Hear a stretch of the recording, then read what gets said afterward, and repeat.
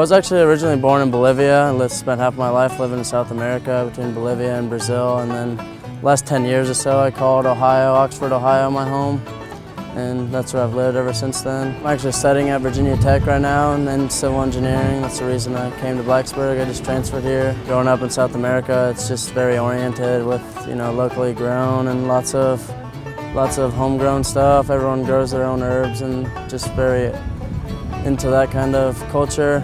And I don't know, maybe 5 or 6 years ago I just started gardening in my parents' yard and having like pots of tomatoes and peppers and all kinds of stuff. And eventually I just looked at some books and online and took a huge interest in hydroponics and the benefits of it. Actually just kind of starting out this past year with like a full commercial type setup, and definitely learned a lot this year and just basically growing techniques and all kinds of stuff with the hydroponics setup. At this point, it's definitely, started as a hobby, definitely as a step towards, what I have envisioned in the future. I hope to eventually maybe own greenhouses and do commercial greenhouse production. Me and my best friend back home, our original idea was to produce herbs there's a big herb market around my area for fancy restaurants. And when I came here, I actually didn't find too many of that kind of restaurant and that kind of market.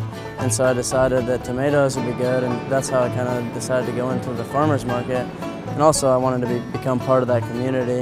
I've always bought stuff at farmers markets, and when I first came here, I just met with Ellen, and she was really friendly, and I mentioned to her I had this idea about growing tomatoes for sale, and she thought it was a great idea. I always love the community aspect of farmers markets, and just the whole culture about it is just great, and I feel like it definitely brings the community together and allows people to have easy access to locally produced goods and higher quality products, and also support a local market.